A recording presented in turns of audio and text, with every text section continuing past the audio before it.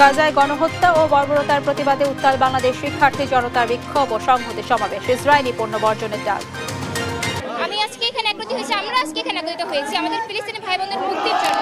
আমরা আগেই বলেছি যে ইসরায়েল থেকে যে সকল পণ্য আসে আমরা সে সকল পণ্য বয়কট করছি। আমরা সব দিক দিয়ে এখন যদি বিশ্ববাসী পুরো যদি সবাই মিলে একসাথে হই তাহলে অবশ্যই আমরা একটা স্টেপ নিতে পারব। ইসরায়েলি বর্বরতায় পররাষ্ট্র মন্ত্রণালয়ের নিন্দা, বিক্ষোভের বিষয়ে নাগরিকদের সতর্ক করল ঢাকার মার্কিন দূতাবাস। নিরাপত্তা জোরদার। মার্কিন নতুন শুল্ক হার ৩ মাসের জন্য স্থগিত চায় সরকার। ডোনাল্ড ট্রাম্পকে ডক্টর ইউনূসের চিঠি। যুক্তরাষ্ট্রের পণ্যে শুল্ক সুবিধার ঘোষণা। 4 দিনের বিনিয়োগ সম্মেলন শুরু হচ্ছে। 800 কোটি টাকার বেশি স্টার্ট আপ ফান্ড। চট্টগ্রাম ঘুরে বিনিয়োগে আগ্রহী বিদেশি উদ্যোক্তারা। এবং নির্বাচনী আচরণবিধি মালার খসড়া প্রায় চূড়ান্ত, জানালেন ইসি আনোয়ার। সীমানা পুনর্নির্ধারণে সরকারের সিদ্ধান্তের অপেক্ষায় ইসি। সংবাদদাতা দেখছিলেন সংবাদ শিরোনাম, সঙ্গে আছে আমি রাবেয়া ইসলাম স্নেহা। ফিলিস্তিনের গাজায় ইসরায়েলি বাহিনীর নৃশংস গণহত্যা ও ধ্বংসযজ্ঞের প্রতিবাদে উত্তাল বাংলাদেশ। বৈশ্বিক কর্মসূচিতে একাত্মতা জানিয়ে ক্লাস পরীক্ষা বর্জন করে বিক্ষোভ কর্মসূচি পালন করে ঢাকা বিশ্ববিদ্যালয় সহ পাবলিক ও প্রাইভেট বিশ্ববিদ্যালয়ের শিক্ষার্থীরা। ডাক দেন ইসরায়েলি পণ্য বয়কটের। তন্দ্রা তারুণ্যকে সঙ্গে নিয়ে আরো জানাচ্ছেন তারেক মাহমুদ সুজন।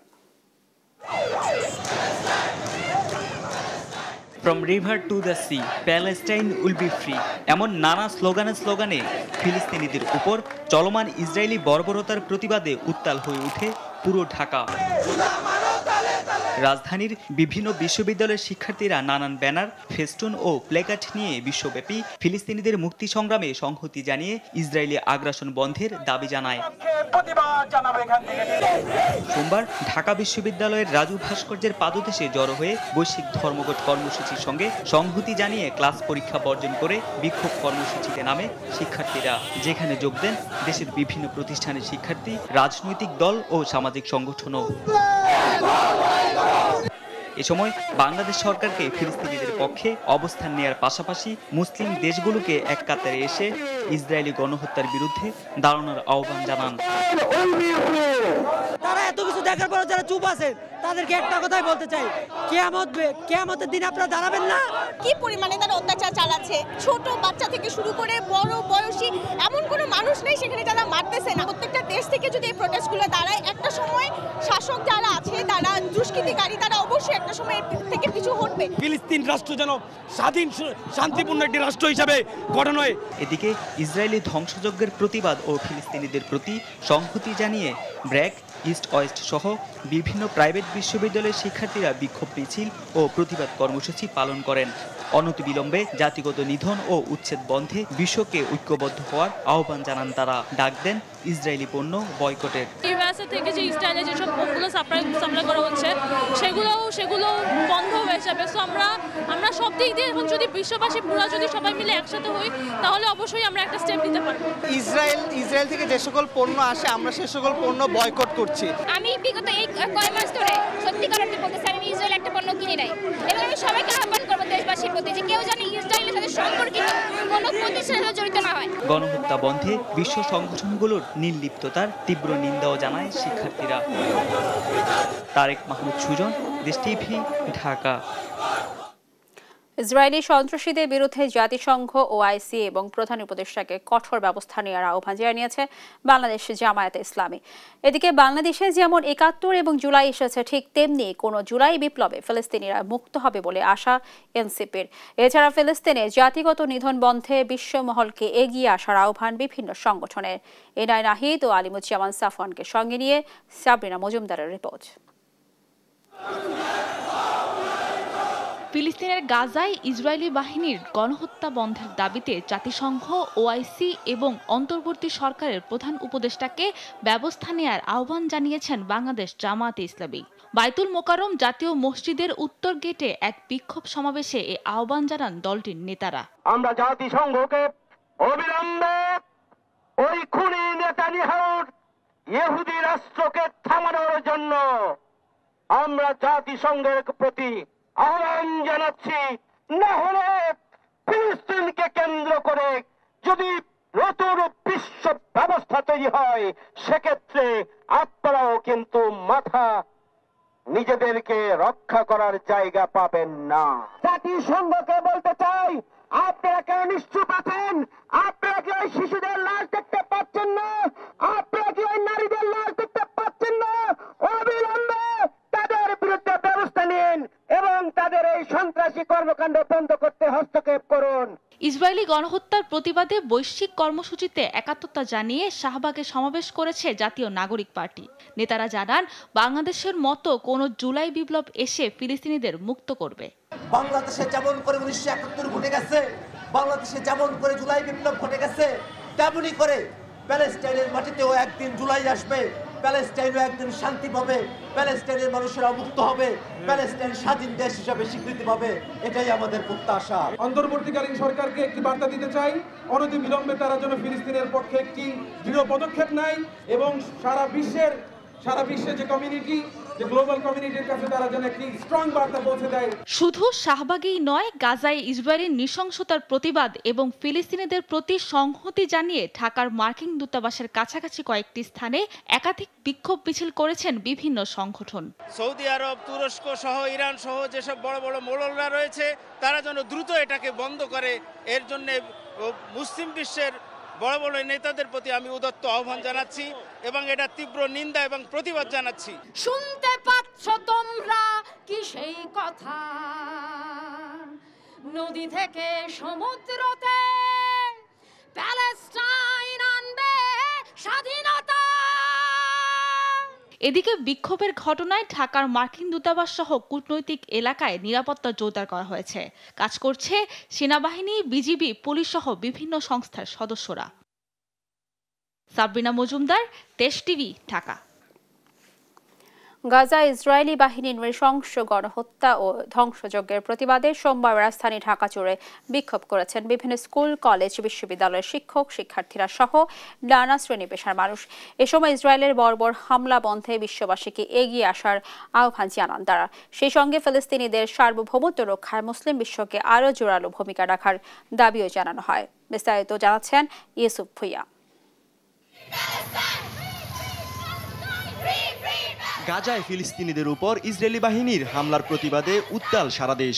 স্কুল, কলেজ, বিশ্ববিদ্যালয় সহ আদালত আঙ্গনেও চলে প্রতিবাদ কর্মসূচি। সোমবার দুপুরে রাজধানীর বাইতুল মোকাররমে স্কুল, কলেজ, বিশ্ববিদ্যালয় ও নানা শ্রেণীর মানুষ জড়ো হয়। এ সময় ফিলিস্তিনের পক্ষে বিভিন্ন স্লোগান দিয়ে মিছিল বের করেন তারা। এ সময় ইসরায়েলি বর্বরতার অবসান চান বিক্ষোভকারীরা।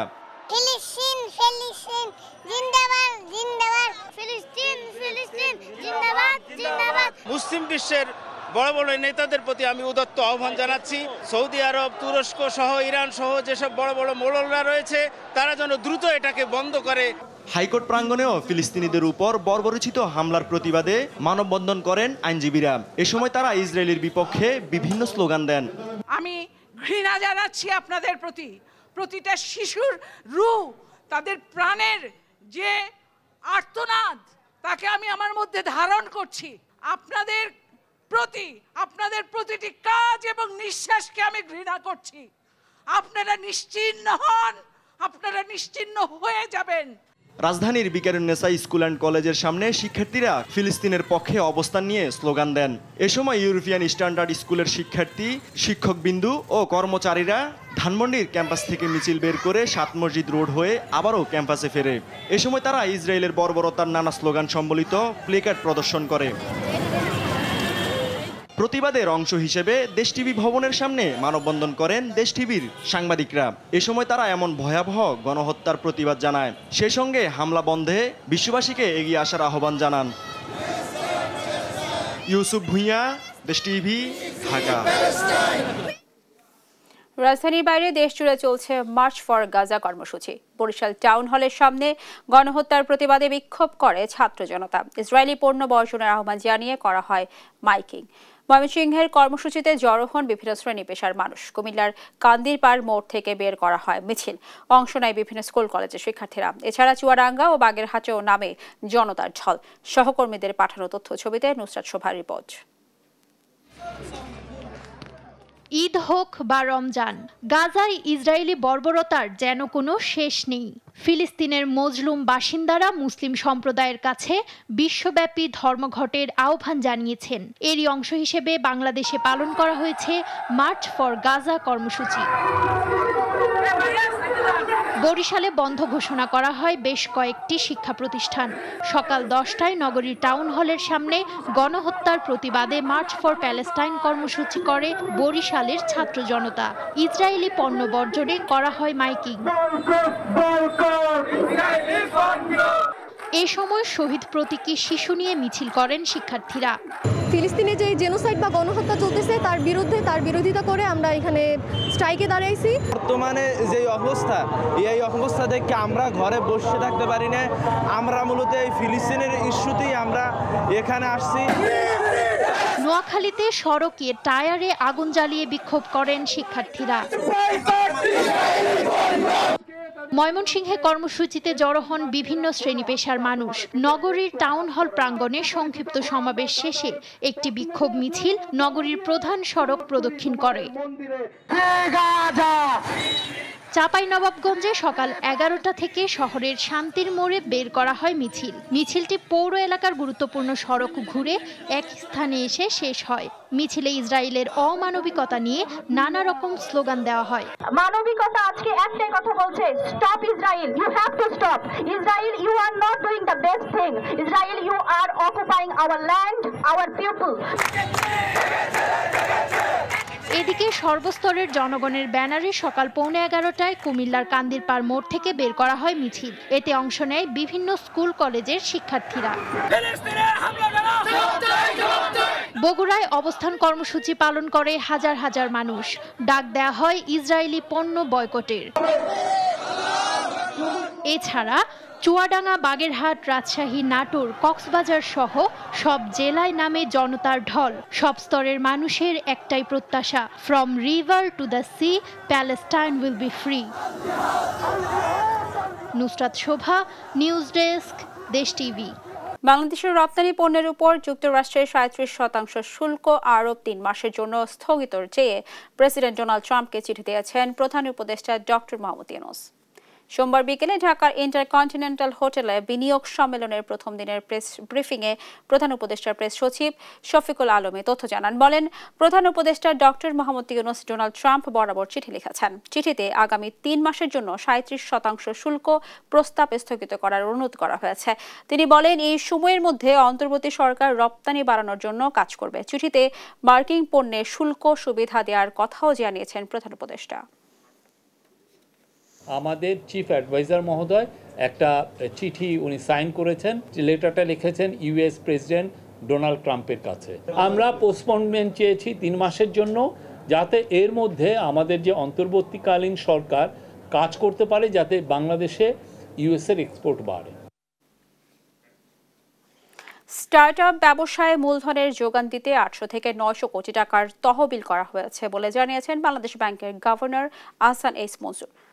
আর অন্তর্বর্তী সরকার ইন্টারনেট সার্ভিসকে নাগরিক অধিকার হিসেবে প্রতিষ্ঠায় কাজ করছে বলে জানান প্রধান উপদেষ্টার আইসিটি বিষয়ক উপদেষ্টা ফায়াজ আহমেদ তৈয়ব।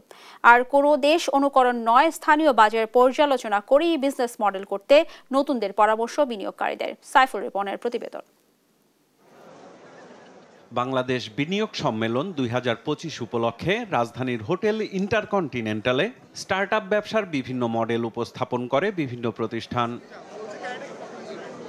সম্মেলনের মধ্য দিয়ে নিজেদের ব্যবসায়িক ভাবনাকে এগিয়ে নিয়ে যাওয়ার প্রচেষ্টার কথা জানান তারা।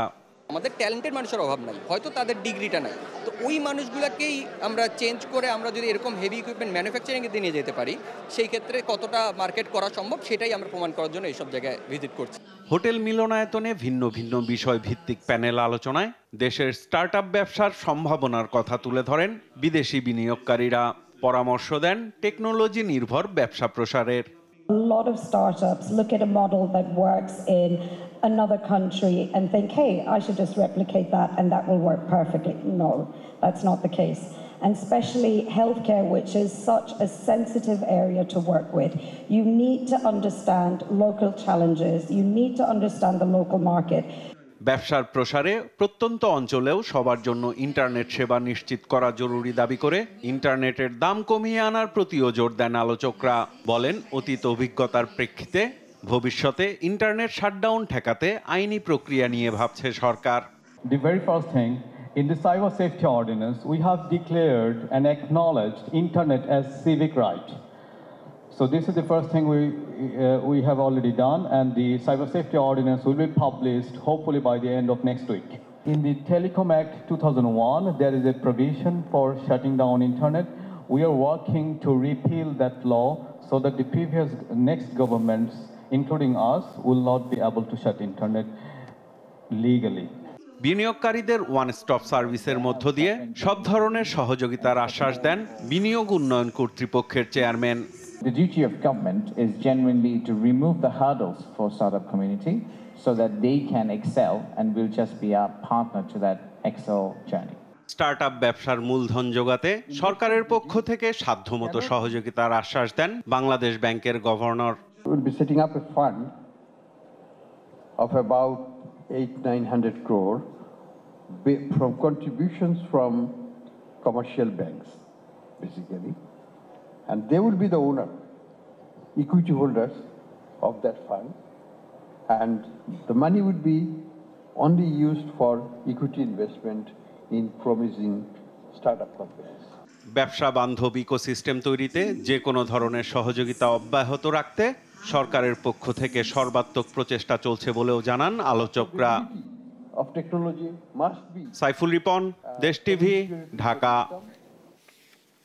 বাংলাদেশ বিনিয়োগ উন্নয়ন কর্তৃপক্ষ বিডার আয়োজনে আন্তর্জাতিক বিনিয়োগ সম্মেলনের শুরুতে চট্টগ্রামের কেইপিজেড পরিদর্শন করেছেন বিদেশি বিনিয়োগকারীরা। দুটো ইকোনমিক জোন ঘুরে বিনিয়োগে আগ্রহ প্রকাশ করেন তারা। সহকর্মী আজিজা হক পায়েলের রিপোর্ট, জানাচ্ছেন আব্দুল্লাহ আল মারুফ। বাংলাদেশ বিনিয়োগ উন্নয়ন কর্তৃপক্ষ বিডার আয়োজনে 4 দিনের আন্তর্জাতিক বিনিয়োগ সম্মেলনের শুরুতে চট্টগ্রামের কেইপিজেড পরিদর্শন করেছেন বিদেশি বিনিয়োগকারীরা।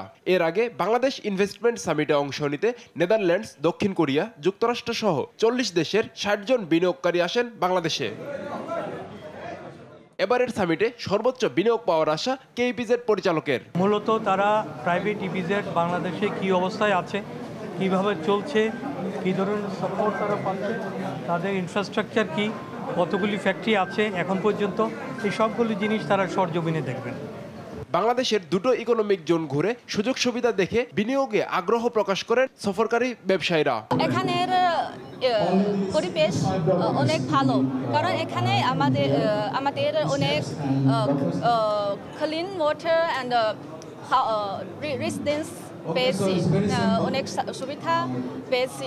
বিদেশি বিনিয়োগকারীদের সরেজমিনে ইনভেস্টর জোন ঘুরিয়ে দেখানোকে দৃষ্টান্ত হিসেবে উল্লেখ করেন প্রধান উপদেষ্টার উপপ্রেস সচিব।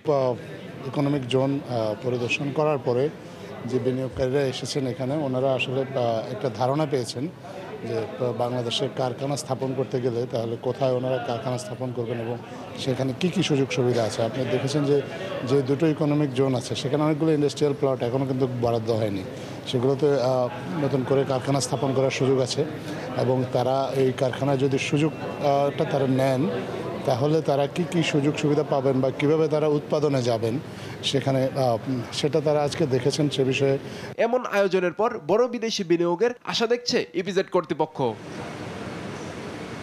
নিউজ ডেস্ক, দেশ টিভি। সীমানা নির্ধারণে নতুন আইনের অনুমোদন না পেলে বিদ্যমান আসন বিন্যাসে নির্বাচন হবে বলে জানিয়েছেন নির্বাচন কমিশনার আনোয়ারুল ইসলাম সরকার। সোমবার সকালে রাজধানীর আগারগাঁওয়ে নির্বাচন কমিশন সচিবালয়ে সীমানা পুনর্নির্ধারণ, রাজনৈতিক দলের নিবন্ধন, জাতীয় এবং স্থানীয় সরকার নির্বাচন প্রস্তুতি, ভোট কেন্দ্র স্থাপন, ভোট গ্রহণকারীদের প্যানেল প্রস্তুতি ও তদারকি বিষয়ে বৈঠক অনুষ্ঠিত হয়। সংসদ নির্বাচনের রাজনৈতিক দল ও প্রার্থীর আচরণবিধিমালার খসড়া প্রায় চূড়ান্ত বলে বৈঠক শেষ জানান তিনি। দল নিবন্ধনের আবেদনের সময় বাড়ানোর বিষয়ে আলোচনা হয়নি বলেও জানান ইসি আনোয়ারুল ইসলাম সরকার। আচরণবিধির খসড়া আমাদের প্রায় চূড়ান্ত। আমরা এই খসড়াটি টাইপ করে বা ইসে করে চূড়ান্ত করে কমিশনে প্লেস করব। কমিশন অনুমোদন দিলে পরে সেটি আপনার ফাইনালি পাবলিশড হবে। 20 তারিখে আমরা বুঝবো যে আমাদের আদৌ এটা বাড়ানোর প্রয়োজন আছে কিনা। তবে যাদের প্রয়োজন নিবন্ধনের, আমরাও প্রস্তুত আছি যে নিবন্ধন দিব। প্রায় ৬ কোটি টাকার অবৈধ সম্পদ ও 13.5 কোটি টাকার বেশি সন্দেহভাজন লেনদেনের অভিযোগে সাবেক নৌ প্রতিমন্ত্রী খালেদ মাহমুদ চৌধুরীর বিরুদ্ধে মামলা করেছে দুদক। সোমবার দুপুরে দুদকের প্রধান কার্যালয়ে সংস্থাটির মহাপরিচালক আক্তার হোসেন বিষয়টি নিশ্চিত করেন। জানান, সাবেক প্রতিমন্ত্রীর জ্ঞাত আয়ের উৎসের সঙ্গে অসঙ্গতিপূর্ণ 5,83,82,687 টাকার সম্পদ অর্জন সহ নিজ গ্রামে 11টি ব্যাংক হিসাব ও 5টি কার্ড হিসাবে মোট 13,66,23,510 টাকার সন্দেহভাজন লেনদেনের তথ্য প্রমাণ পাওয়ায় তার বিরুদ্ধে মামলার সিদ্ধান্ত নেয় দুদক।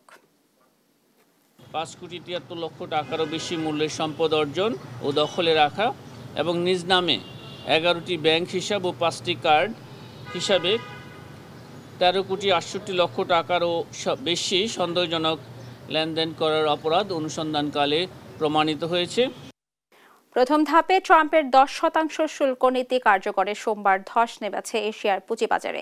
এই পরিস্থিতিতে চাপের মুখে বাণিজ্য আলোচনায় বসতে হোয়াইট হাউসের সঙ্গে অর্ধ শতাধিক দেশ ইতোমধ্যে যোগাযোগ করেছে বলে দাবি ট্রাম্প প্রশাসনের।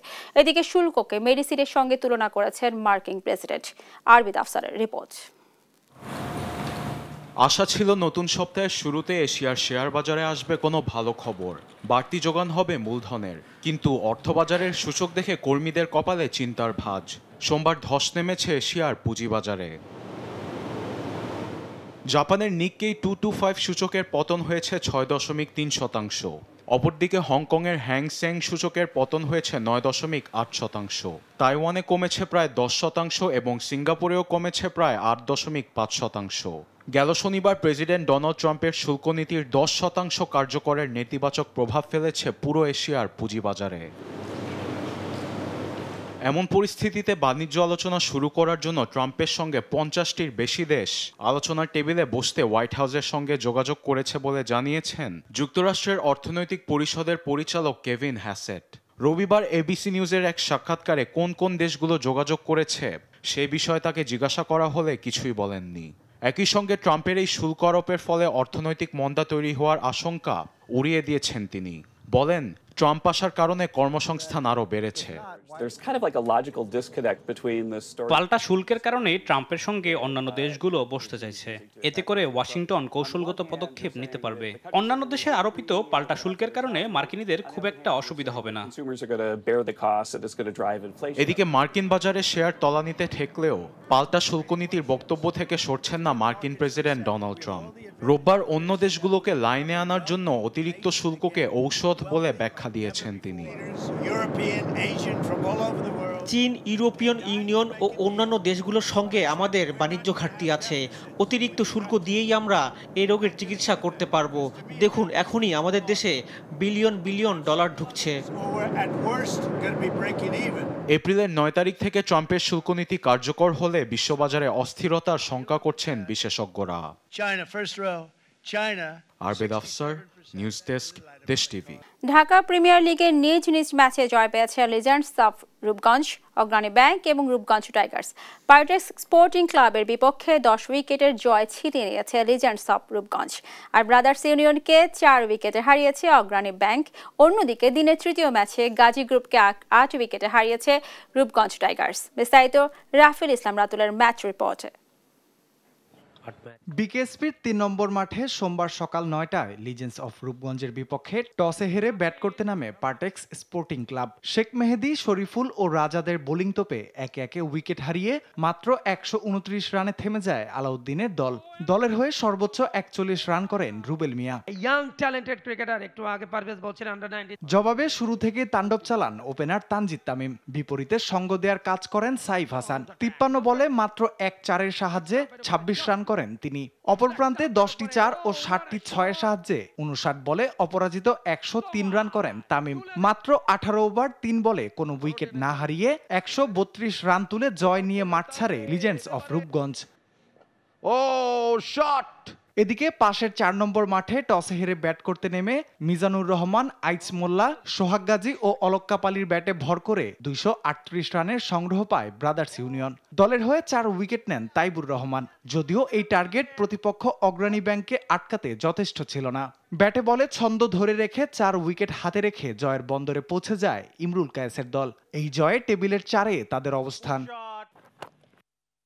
অন্যদিকে মিরপুরে গাজী গ্রুপকে 8 উইকেট হারিয়েছে রূপগঞ্জ টাইগার্স। এদিন টসে হেরে ব্যাট করতে নেমে মাত্র 159 রানে অল আউট হয় গাজী গ্রুপ। লক্ষ্যতারায় ওপেনার আহাদুল ও অমিতের পার্টনারশিপে 100 রান পার করে রূপগঞ্জ টাইগার্স। দলীয় 138 রানে চোটে পড়ে ভাঙে তাদের জুটি। দলীয় সর্বোচ্চ 76 রানে অমিত আউট হলে মাত্র 16 রানের ব্যবধানে নাসিরের উইকেট হারায় রূপগঞ্জ। এরপর মাঠে থাকা গালিব ও আলামিন জয় নিয়ে মাঠ ছাড়েন। এই জয়ে আসরের দ্বিতীয় জয় পেল রূপগঞ্জ টাইগার্স। রাফিউল ইসলাম রাতুল, স্পোর্টস ডেস্ক, দেশ টিভি। দুর্নীতির দায়ে 1.5 বছর সব ধরনের ক্রিকেটে নিষেধাজ্ঞা কাটিয়ে আবারও মাঠে ফিরলেন নাসির হোসেন। সোমবার ঢাকা প্রিমিয়ার লিগে রূপগঞ্জ টাইগার্সের হয়ে মাঠে নামেন তিনি।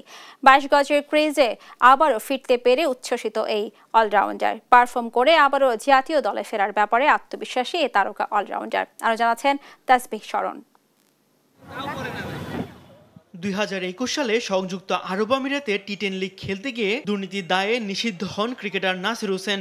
1.5 বছরের নিষেধাজ্ঞা কাটিয়ে সোমবার মাঠে নামেন এই তারকা অলরাউন্ডার। ক্রিকেট ক্লাবসের প্লেয়ারদেরকে আমরা দেখি 20 মাস পর মাঠে ফিরে মিরপুরের রূপগঞ্জ টাইগার্সের হয়ে অফ স্পিনে নিয়েছেন 31 রানে 1 উইকেট। পরে ব্যাট হাতে করেন 9 রান। ম্যাচ শেষে গণমাধ্যমের সামনে হাজির হয়ে নাসির জানান, নিষেধাজ্ঞার সময়টা মোটেই বিষণ্ণতায় কাটেনি, বরং কেটেছে নির্ভার আনন্দে। গত 1.5 বছর বাইরে ছিলাম, বিন্দাস ছিলাম ভাই, আর কি বলবো, ফ্যামিলির সাথে ছিলাম, ভালো ছিলাম আলহামদুলিল্লাহ। খেলা মিস করছি ঠিক আছে, বাট ফ্যামিলির সাথে ছিলাম, ভালো ছিলাম। নিষেধাজ্ঞার সময়ে 2টি ঢাকা প্রিমিয়ার লিগ ও বিপিএল মিস করেন নাসির। এজন্য নিজেকে আনলাকি মনে করেন এই তারকা অলরাউন্ডার। বয়স 33 হলেও এখনো জাতীয় দলে খেলার স্বপ্ন দেখেন নাসির। বিশ্বাস করেন পারফর্ম করেই দলে জায়গা করে নেবেন তিনি। মনে হয় যে যারা যারা ক্রিকেট খেলে তারা সবাই ন্যাশনাল টিমে খেলার জন্যই ক্রিকেট খেলে। আমিও স্বপ্ন দেখি এবং এটা বিশ্বাস করি যে এখনো অপরচুনিটি আছে ন্যাশনাল টিমে। আপনি পারফর্ম করলে অবশ্যই ন্যাশনাল টিমে খেলতে পারবেন। 2011 সালে বাংলাদেশের জার্সিতে অভিষেক হলেও নানা কারণে জাতীয় দলের হয়ে ক্যারিয়ার লম্বা করতে পারেননি নাসির। আরেকটু সতর্ক হলে নাসিরের ক্যারিয়ার আরো বর্ণাঢ্য হতো কিনা তা নিয়ে সোজা সাপটা উত্তর নাসিরের। কেয়ারফুল আমি আলহামদুলিল্লাহ যেমন ছিলাম ভালোই ছিলাম। আমার খেলাধুলা নিয়ে তো কোনো কমপ্লেন ছিল না, না আমি ইনডিসিপ্লিন ছিলাম, না আমি খেলাধুলায় ফাঁকি মারছি, এরকম তো কোনো কিছু ছিল না। আমার লাইফ ভাই আমি কীভাবে লিড করি সেটা হচ্ছে আমার ব্যাপার। তাছাড়া ঘরোয়া ক্রিকেটে পারফর্ম করলে সব ক্রিকেটারদের সমান সুযোগ দেওয়া উচিত বলে মনে করেন এই অলরাউন্ডার। আমি যদি 5টা সুযোগ পাই, আমার মনে হয় যে বাকি যারা আছে তারাও 5টা সুযোগই পাওয়া উচিত। তাসবিহ শরণ, দেশ টিভি, ঢাকা।